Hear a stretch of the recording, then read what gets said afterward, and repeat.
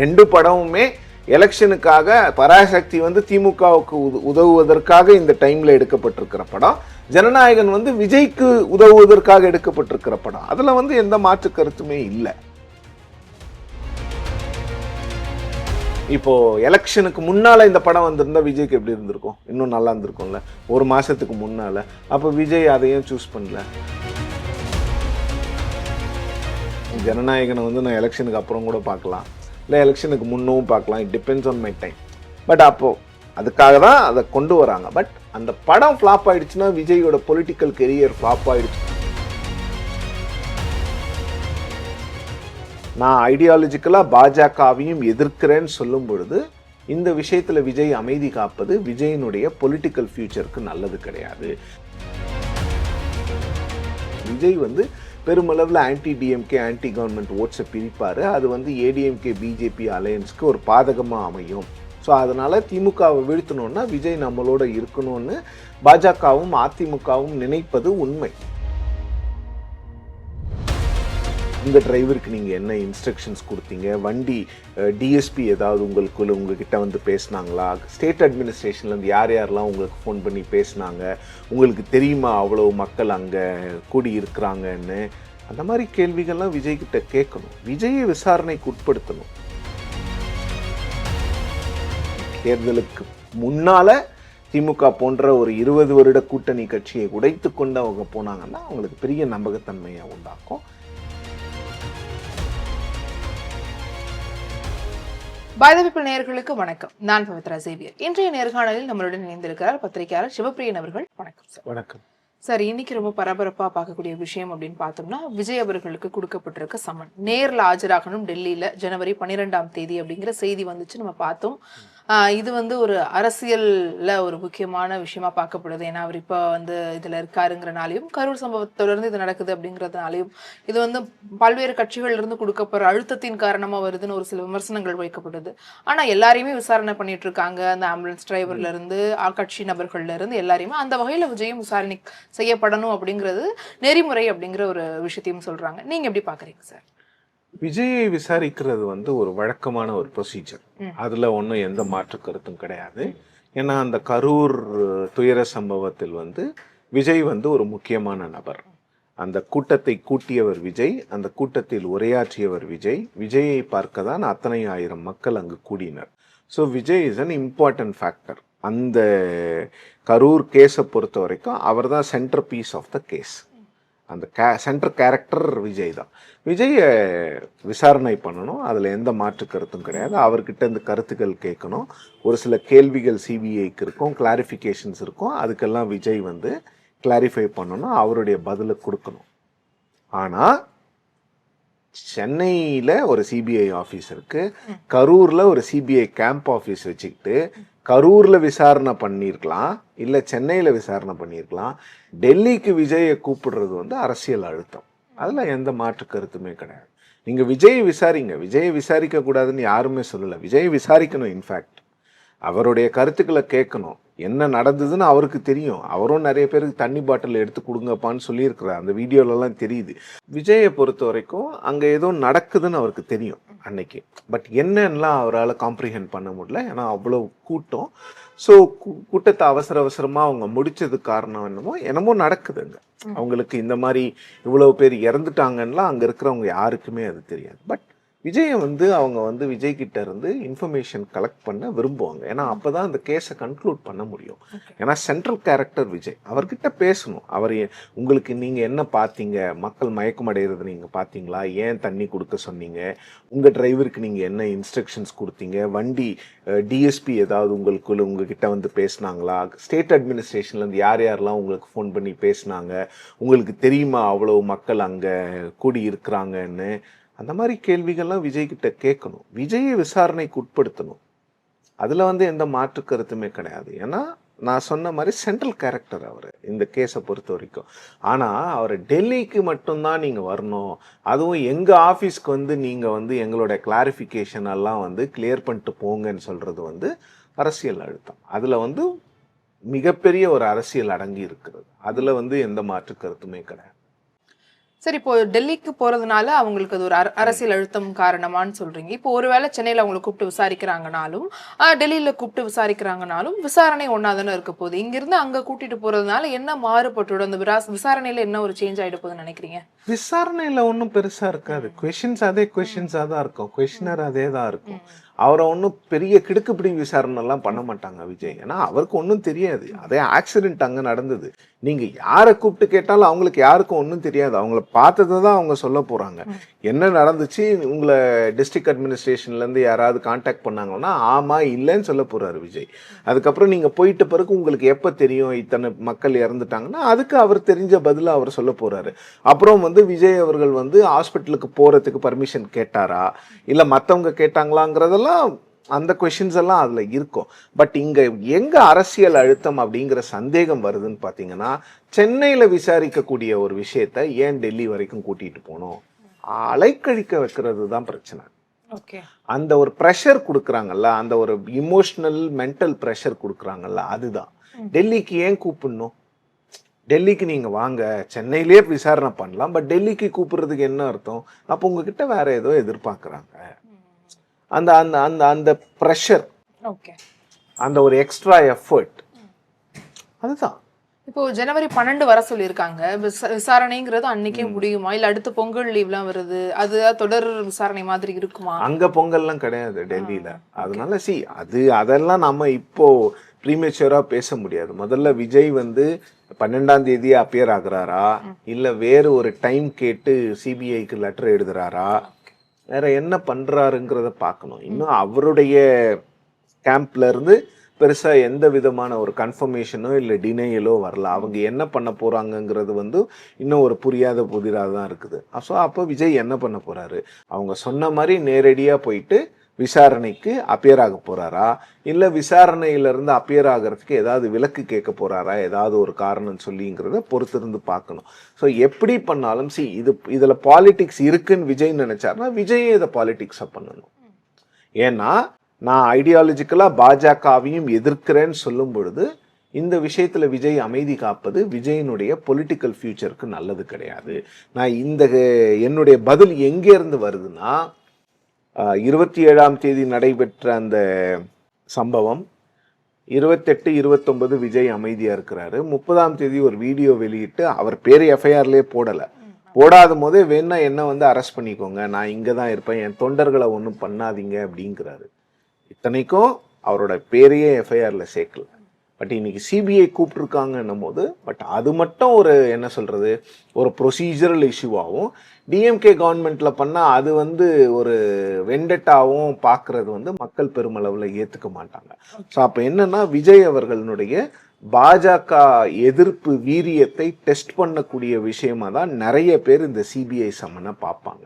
அவர் என்ன பண்ண போறாரு, அவர் எப்படி இதை ஹேண்டில் பண்ண போறாரு.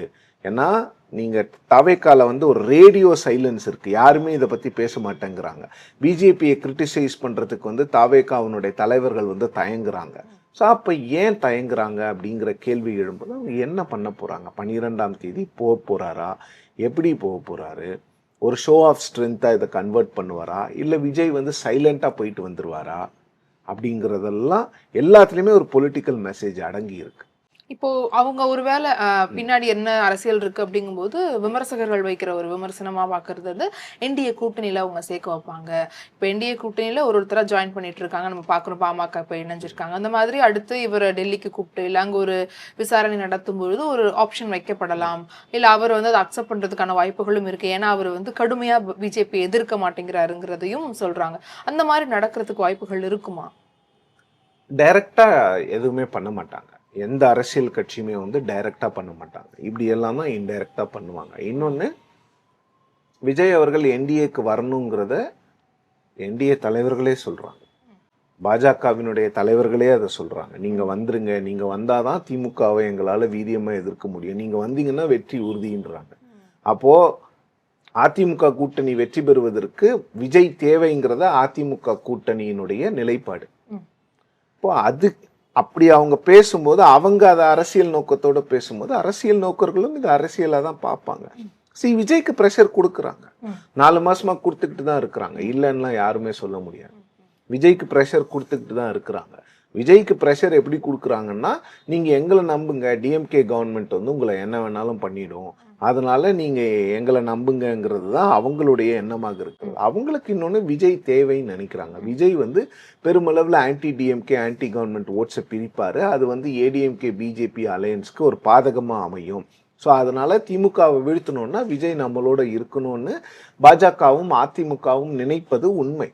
அந்த இடத்துல இருந்து தான் அவங்க அடிக்கடி வராத விஜயை வாங்க வாங்கன்னு கூப்பிட்டுக்கிட்டே இருக்கிறாங்க. ஸோ அப்போ அப்படிப்பட்ட ஒரு பேக்ரவுண்டை வச்சு பார்க்கும்போது இது ஒரு அழுத்தமோங்கிற கேள்வி தான் இடும். ஏன்னா இந்த சிபிஐயும் இடியும் வந்து அப்பழுக்கற்றவர்களாக எப்பொழுதுமே இருந்தது கிடையாது.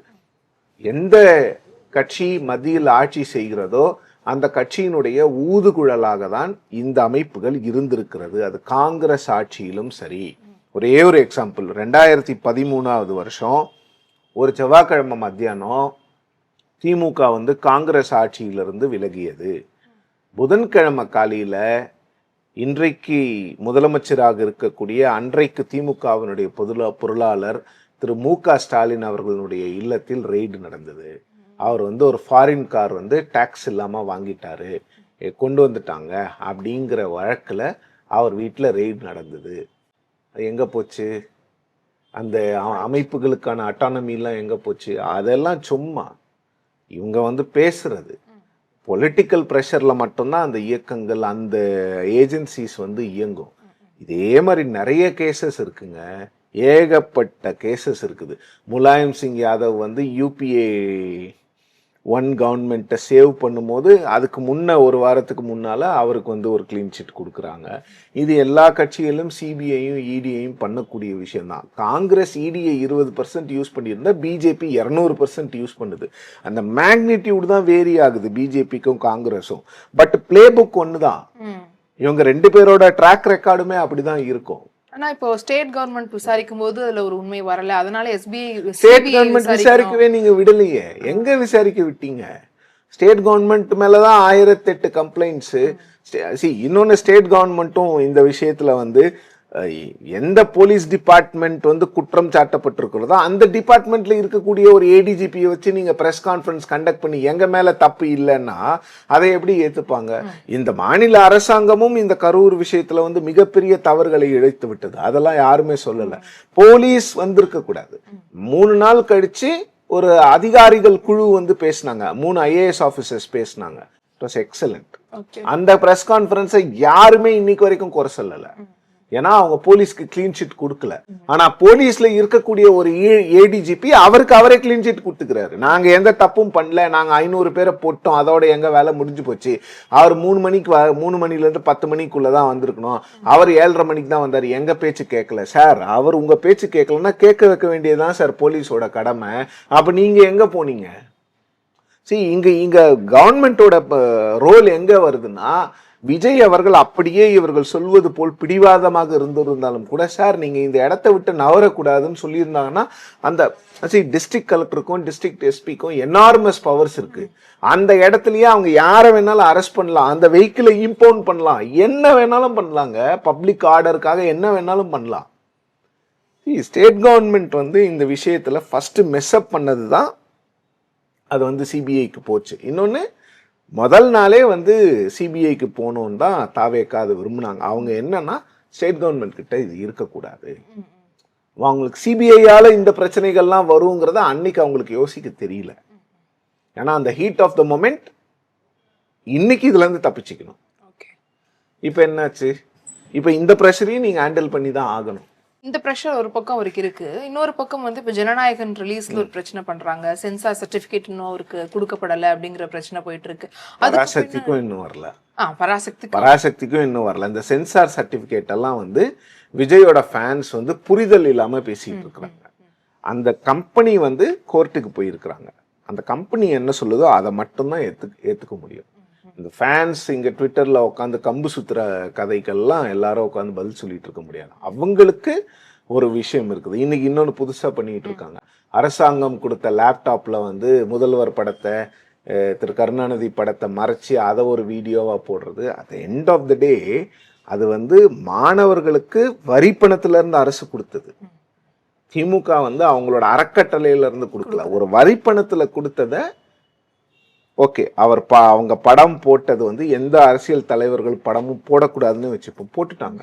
அதுக்காக அதை ஒரு கேம்பெயினா அதை மறைச்சு, அதாவது மக்கள் பணங்க, அது ஏன் பணமும் உங்க பணமும், அதை நீங்க அசிங்கப்படுத்தக்கூடாது. அது உங்களுக்கு பிடிக்காம இருக்கலாம், உங்களுக்கு அந்த லேப்டாப் 10 வாங்கக்கூடிய திறன் இருக்கலாம், ஆனால் அந்த லேப்டாப் வந்து ஒரு வரப்பிரசாதமாக நினைக்கக்கூடிய ஒரு மாணவனுக்கு அது வந்து ரொம்ப ஒரு சொத்து. அது நிறைய பேருக்கு இன்னைக்கு கூட நீங்க, அவங்க பேர் எனக்கு சரியா தெரியல, பூர்ணசுந்தரியும் நம்ம அவங்க பேரு, அவங்க வந்து யூபிஎஸ்சியில கொஞ்சம் அவங்க வந்து ஸ்பெஷலி ஏபிள்டு பர்சன், அவங்க யூபிஎஸ்சியில பாஸ் பண்ணாங்க ஒரு 4 வருஷத்துக்கு முன்னால. அவங்களுக்கு ஜெயலலிதா அவர்கள் கொடுத்தாங்கல்ல, அந்த லேப்டாப் தான் அவங்களுக்கு யூஸ் பண்ணியிருக்கு.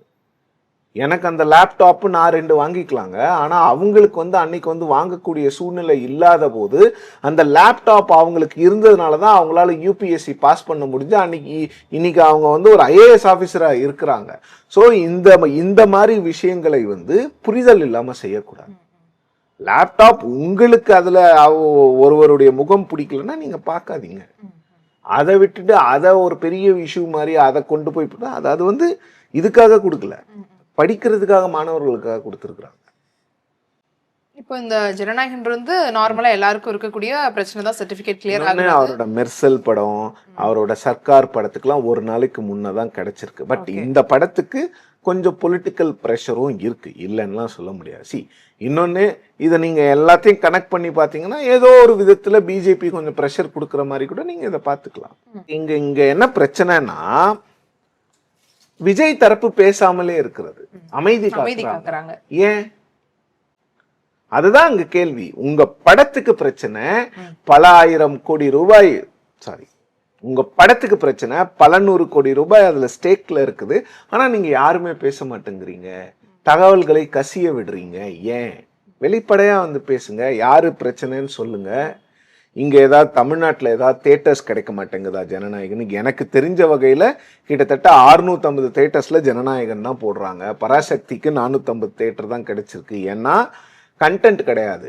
விஜய் பெரிய ஸ்டாரா, சிவகார்த்திகேயன் பெரிய ஸ்டாரானா, என்னைக்கு நீங்க எடுத்தாலும் விஜய் மிகப்பெரிய ஸ்டார் தான். ஒரு 200 தேட்டர்ஸ் டிஃபரன்ஸ் வந்து விஜய்க்கும் சிவகார்த்திகேயனுக்கும் நிச்சயமாக இருக்கும்.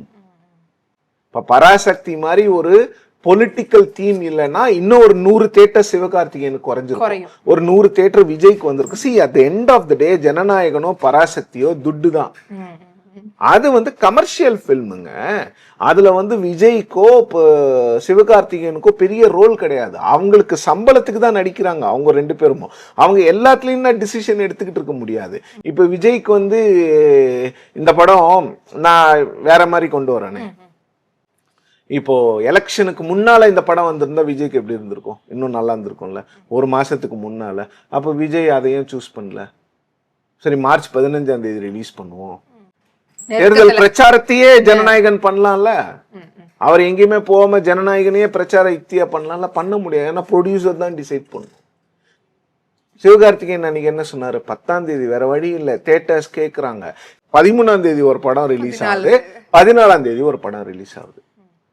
இப்போ 13ஆம் தேதி மட்டும் ஒரே படம் ரிலீஸ் ஆச்சுன்னா, அந்த படம் சரியில்லைன்னு ரிவ்யூ வந்துருச்சுன்னா பொங்கலுக்கு தேட்டர்ல காத்தடிக்கும், ஆளே போக மாட்டாங்க தேட்டர்ல. அப்போ சினிமா தேட்டர் ஓனர்ஸ் என்ன நினைப்பாங்க? 2 படம் வருதுன்னா அப்ப அந்த படம் மறுநாள் வரட்டும், எந்த படத்துக்கு ஆதரவு அதிகமா இருக்கோ, எந்த படத்துக்கு கண்டென்ட் அதிகமா இருக்கோ, எந்த படத்துக்கு மக்கள் வராங்களோ அந்த படம் ஓட போகுது. இப்ப 2 ஸ்கிரீன் இருக்குதுன்னு வச்சுக்கோங்களேன், ஒரு பெரிய ஸ்கிரீன் ஒரு மினி ஸ்கிரீன்.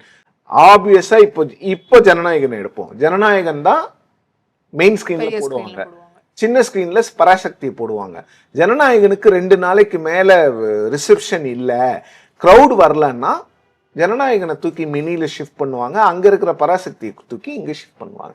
இது கமர்ஷியலுங்க, இது வந்து முழுக்க துட்டு தான். இப்போ இந்த ட்விட்டர்ல சண்டை போட்டுக்கிட்டு இருக்கவங்க யாருக்குமே இதனுடைய கமர்ஷியல் ஆங்கிளே தெரியாது. இது எவ்வளவு கோடி பணம் இதுல இருக்குதுன்னு யாருக்குமே தெரியாது. இது வந்து at the end of the day இது காசு தான். 2 ப்ரொடியூசருக்குமே காசு வேணும், ஒரு வியாபாரமா இது இருக்கு, வியாபாரம் தான் அது. புரியுது. அதுல இவங்க தேவையில்லாம இவங்க வந்து இந்த பாலிடிக்ஸ் எல்லாம் கொண்டு வந்துச்சு. இந்த 2 படத்துலயுமே பாலிடிக்ஸ் இருக்கு. 2 படமுமே எலெக்ஷனுக்காக பராசக்தி வந்து திமுகவுக்கு உதவுவதற்காக இந்த டைம்ல எடுக்கப்பட்டிருக்கிற படம், ஜனநாயகன் வந்து விஜய்க்கு உதவுவதற்காக எடுக்கப்பட்டிருக்கிற படம். அதுல வந்து எந்த மாற்று கருத்துமே இல்லை. ஆனா இந்த ரெண்டுமே வந்து ஒரு என்ன சொல்றது, இவங்க இப்ப பேசுறாங்கல்ல, இது வந்து விஜய்க்கு இவ்வளவு பெரிய நெருக்கடி கொடுக்குறாங்க. அதெல்லாம் எல்லா நெருக்கடியும் நீங்க ஃபேஸ் பண்ணி தான் ஆகணும். அரசியலுக்கு வந்துட்டா நெருக்கடிகள் இருக்க தான் செய்யும், இல்லாமல்லாம் இருக்காது. அதுதான். பட் ரெண்டு படத்துக்குமே பொலிட்டிக்கல் அஜெண்டா இருக்குதானே இருக்கு, இல்லன்னு யாருமே சொல்ல முடியாது. இது ப்ராக்சி வார் தான். டிஎம்கேக்கும் விஜய்க்கும் நடக்கிற ப்ராக்சி பொலிட்டிக்கல் வார் தான், வேற எதுவுமே கிடையாது.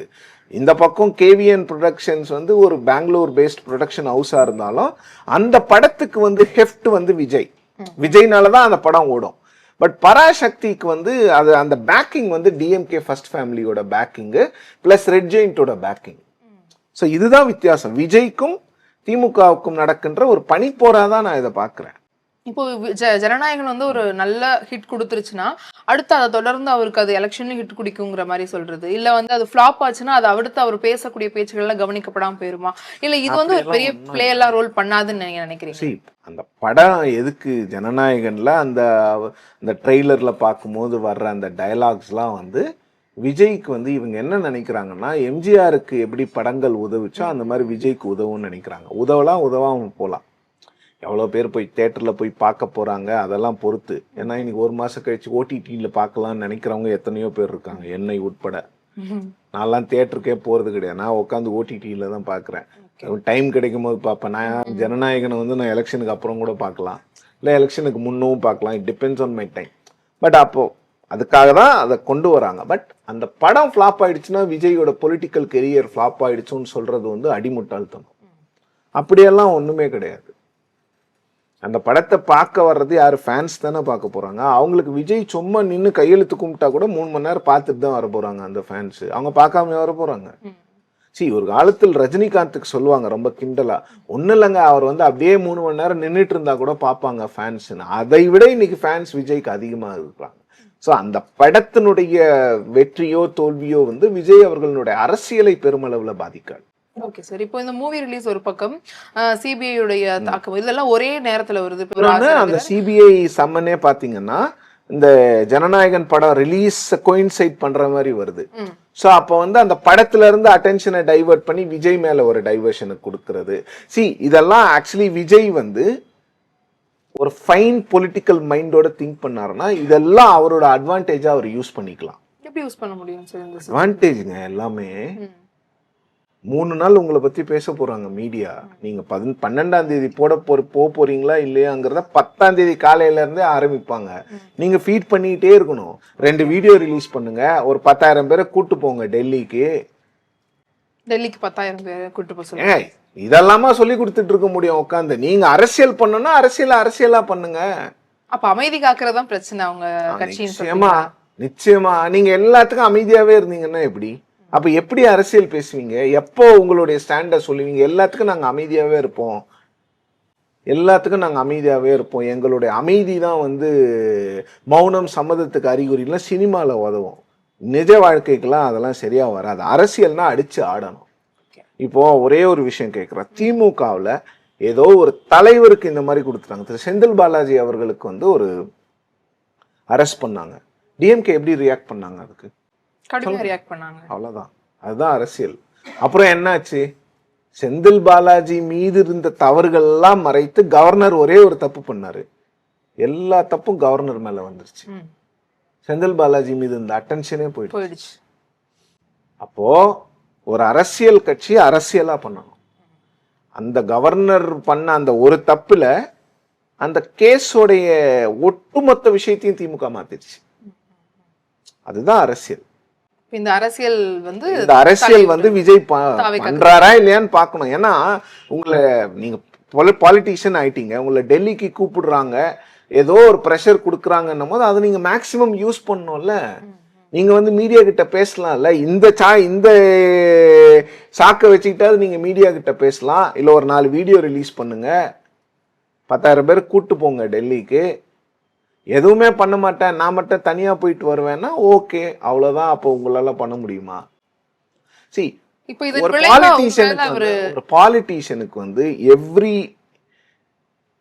Every opportunity has to be used properly. ஏன்னா ஆப்பர்ச்சுனிட்டிஸ்லாம் தினமும்லாம் உங்க கிடைக்காது. கதவை தட்டிலாம் வந்துகிட்டு இருக்கிறாரு. வரும்போது கரெக்டா நீங்க யூஸ் பண்ணிக்கணும். ஆப்பர்ச்சுனிட்டிஸை யூஸ் பண்ணிக்கிறவங்க தான் தலைவர்கள். அந்த பண்பை வந்து விஜய் மட்டும் இல்லை எல்லாருமே வளர்த்துக்கணும். அப்படி வளர்ந்தா அரசியல் அப்படிங்கிறது வந்து ப்ரூட்டலாக தான் இருக்கும். அதை நீங்கள் வேற ஒன்றுமே பண்ண முடியாது. இன்னொன்று, இந்த அஜித்குமார்னு சொல்லிட்டு ஒரு பையன் போலீஸ் அடித்து இது பண்ணிட்டாங்க. அரசியல் ஆப்பர்ச்சுனிட்டி எல்லாருக்குமே இருந்தது. ஆனால் அந்த அரசியல் ஆப்பர்ச்சுனிட்டியை சரியாக பயன்படுத்திக்கிட்டவர் முதலமைச்சர் மட்டும்தான். எதிர்கட்சிகள் ஞாயிற்றுக்கிழமை நடக்குது அந்த விஷயம், திங்கட்கிழமை முழு நாள் இருக்குது, செவ்வாய்க்கிழமை முழு நாள் இருக்குது. செவ்வாய்க்கிழமை ராத்திரி சிஎம் ஃபோன் பண்ணி அவங்க அம்மா கிட்ட சாரி சொன்ன பிறகு அந்த இஷ்யூவே டை டவுன் ஆயிடுச்சு. ஆனால் ஒரு முதலமைச்சர் ஃபோன் பண்ணி சாரி சொல்லும்போது அந்த 3 நாள் வரைக்கும் எதிர்கட்சிகள் போவே இல்லை. ஆப்பர்ச்சுனிட்டி இருந்தது, நீங்க மிஸ் பண்ணிட்டீங்க. அந்த ஆப்பர்ச்சுனிட்டியை யார் மீது தவறு இருக்கிறதோ அவங்களே யூஸ் பண்ணி அந்த ஆப்பர்ச்சுனிட்டியை அவங்களுக்கு சாதகமா பயன்படுத்திக்கிட்டாங்க. பாலிடிக்ஸ்ல ஆப்பர்ச்சுனிட்டிஸ் ஆர் வெரி குரூஷியல். அது தட்டும் போது நீங்க அதை அப்படியே கிராப் பண்ணிக்கணும். காலிங் பெல் அடிச்சுட்டே இருக்கிறாங்க, நீங்க 1 மணி நேரம் கழிச்சு வந்தீங்கன்னா அவங்க போயிடுவாங்க வெறுப்புல. அந்த மாதிரி தான் அரசியல்ல வந்து நீங்க அரசியலை தான் பார்க்கணும். இதன் விளைவா அவர் ஒருவேளை என்டிஏல ஜாயின் பண்றாருன்னு வச்சுக்கோமே, அப்படி வச்சுக்கிட்டாங்கன்னா இந்த 2026 தேர்தல் எப்படி ஒரு வந்து ஒரு ஸ்பெக்குலேஷன், அந்த மாதிரி நடக்கிறதுக்கு வாய்ப்பு இல்லை நான் இன்னமும் நினைக்கிறேன். ஏன்னா விஜய் வந்து ஒரு பெரிய உச்சத்துல இருந்து அதெல்லாம் விட்டுட்டு வரும் பொழுது இப்படிப்பட்ட ஒரு ப்ரெஷருக்கு ஈல்ட் ஆக மாட்டாருன்றது என்னோட பர்சனல் நம்பிக்கை. ஓகே. ஏன்னா அவருடைய அந்த அறிக்கைகள் அதெல்லாம் பார்க்கும்போது முதல்ல வந்த அறிக்கை அவருக்கு ஏதோ இங்க மாற்றம் கொண்டு வரணுன்ற ஒரு எண்ணம் இருக்கிற மாதிரி நான் புரிஞ்சுக்கிறேன். அப்படி இருக்கிறதுனால அவர் ஈல்ட் ஆக மாட்டாருன்னு நினைக்கிறேன். பட் ஈல்ட் ஆனாரு, அது ஒரு வேளை அவர் என்டிஏக்கு போறதுக்கான வாய்ப்புகள் இருந்தா அன்னைக்கு அதை பத்தி பேசுவோம். அதை ப்ரீமேச்சுவரா பேச வேண்டிய கட்டாயம் இல்லைன்னு நினைக்கிறேன். அதே தான் நீங்க காங்கிரஸை பத்தி கேட்டாலும் நான் அதான் சொல்ல, காங்கிரஸ்லாம் போக மாட்டாங்க. ஆனா அங்க ஒரு பெரிய அதெல்லாம் பண்ணிட்டு இருப்பாங்க. அது பண்ணலன்னா அரசியல் கட்சி. அப்புறம் காங்கிரஸ் பத்தி நீங்க எப்ப பேசுவீங்க தமிழ்நாட்டுல? இல்ல, நாங்க திமுக கூட்டணியில இருக்கிறோம், டெய்லி செல்வ பெருந்தகை ஸ்டேட்மெண்ட் கொடுத்தா நாம விவாதிப்போமா? விவாதிக்க மாட்டோம்ல. எதிர்மறையா வரும்போது தானே விவாதிக்கிறோம். இப்ப மாணிக் தாகூர் இதை பேசுறாரு, அவர் அதை பேசுறாரு, கிரீஷ் சோடங்கர் இதை சொல்லிட்டாரு, பிரவீன் சக்கரவர்த்தி இப்படி சொல்லிட்டாருன்னு சொல்லிட்டு காங்கிரஸை பத்தின ஊடக விவாதங்கள் அதிகமாகுதுல்ல. காங்கிரஸ்க்கு ஒரு ஊடக வெளிச்சம் இருக்குதுல்ல. ஓ, அப்படி ஒரு கட்சி இருக்குல்ல தமிழ்நாட்டுல அப்படின்னு எல்லாருக்கும் தோணுது இல்ல. அதுதான் எண்ணம். அட்டென்ஷனுக்காக பண்றதாங்க. அட்டென்ஷன் அது மட்டும் இல்லாம ஒரு 5 சீட்டாவது இதனால திமுக கிட்ட இருந்து அதிகமா வந்தா நல்லதுன்னா 5 பேருக்கு எம்எல்ஏ சீட் வாங்கி கொடுக்கலாம்ல. எல்லா பொலிட்டிக்கல் பார்ட்டியும் பண்ணக்கூடிய விஷயங்கள் தான் இது. அந்த ஆட்சியில பங்குன்ற மாதிரி கேக்குறாங்களா? சரி, இப்போ அதான் சொல்லிட்டேன்ல, அது கேட்டாதான் நீங்க அதை விவாதிப்பீங்க. இல்லைன்னா காங்கிரஸ் திமுகலயே இருக்குதுன்னு தினமும் சொன்னா அதை ஒரு பிளாஷா போட்டு போவோம். அதிகார பகிர்வு கேட்கறதுனாலதான் தினமும் அது 8 மணி விவாத பொருளா மாறுது. அடுத்த கட்ட தலைவர்கள் எல்லாம் தாவேக்கால இணைய வாய்ப்பு இருக்குன்னு பேசுறாங்கல்ல சார், அப்ப அதெல்லாம் என்னக்கா? அது இண்டிவிஜுவலா எல்லா கட்சியில இருந்தும் போகதான் போவாங்க. அதெல்லாம் ஒண்ணும் பண்ண முடியாது. காங்கிரஸ்ல வந்து மிகப்பெரிய ஒரு தொண்டர் படை. காங்கிரஸ்ல வந்து இப்ப சொல்றாங்கல்ல, இந்த 90% பீப்புள் வந்து தாவேக்காவுக்கு போனோம்னு நினைக்கிறாங்க. இதெல்லாம் அவங்கவுங்க கற்பனையில இருந்து பேசுறதுதான். அந்த கட்சியில யாருகிட்ட கருத்து கேட்டாங்க சொல்லுங்க. காங்கிரஸ். ஆமா, யாருகிட்ட கருத்து கேட்டாங்க? தொண்டர்கள் கருத்து கேட்டுதான் அந்த கட்சி இத்தனை வருடம் நடந்துகிட்டு இருக்குதா? தொண்டர்களுக்கும் தலைவர்களுக்கும் அந்த கட்சியில கனெக்டே கிடையாதுங்க. அவங்க எல்லாம் அதை பத்தி பேசவே கூடாது. தொண்டர்களுக்கும் கட்சி தலைவர்களுக்கும் கனெக்டே கிடையாது அந்த கட்சியில. அப்படி ஒரு கட்சி இருக்குதுன்னா அது காங்கிரஸ் கட்சி தான். தலைவர் ஒண்ணு பேசிக்கிட்டே இருப்பாரு, பாஜகவை வீரியமா எதிர்ப்பாரு ராகுல் காந்தி. 2ஆம் கட்ட தலைவர்கள் அந்த பேச்சே பேச மாட்டாங்க. முதல்ல அவங்க கட்சிக்குள்ள இருக்கிற விஷயங்களை அவங்கள களையணும். இதுல ஊடக வெளிச்சம் மட்டும் இல்ல, அவங்களுக்கான பார்கெனிங் பவரை இன்க்ரீஸ் பண்ணிக்கிறாங்க. கூட்டணியில உடைய வாய்ப்பு இல்ல. இந்த தேர்தலை பொறுத்த வரைக்கும் கூட்டணி உடைவதற்கான வாய்ப்புகளை நான் பார்க்கல. அது வந்து காங்கிரஸ்க்கு வந்து ஒரு பெரிய நம்பகத்தன்மையை தேசிய அளவுல உருவாக்கிடும். தேர்தலுக்கு முன்னால திமுக போன்ற ஒரு 20 வருட கூட்டணி கட்சியை உடைத்து கொண்டு அவங்க போனாங்கன்னா அவங்களுக்கு பெரிய நம்பகத்தன்மையை உண்டாக்கும். 29க்கு அவங்களுக்கு அலையன்ஸ் பார்ட்னர்ஸ் வர்றது கஷ்டமாகும். அந்த விஷயத்த காங்கிரஸ் இப்போ பண்ண மாட்டாங்க. பேசிகிட்டே இருப்பாங்க. அவங்க டிஎம்கேல கேட்பாங்க, பவர் ஷேரிங் கொடுங்க, எங்களுக்கு சீட் அதிகமாக கொடுங்கன்னு கேட்பாங்க. அது ஏற்கனவே கேட்டிருக்காங்க. Okay sir. ஒரு தேர்தலில் இந்த மாதிரியான விஷயங்கள் இருக்கும் அப்படின்னு சொல்றீங்க. விஜய் அவர்களுடைய இந்த சம்மனுக்காக கூப்பிட்டிருக்க விஷயமாகட்டும், படத்துல இருக்கக்கூடிய பிரச்சனையாகட்டும், இதெல்லாம் முடிஞ்சு என்ன நடக்குதுன்னு பார்க்கலாம். உங்களுடைய நேரத்துக்காகவும் நீங்க பகிர்ந்து கொண்ட கருத்துக்களுக்காகவும் ரொம்ப நன்றி சார். நன்றி.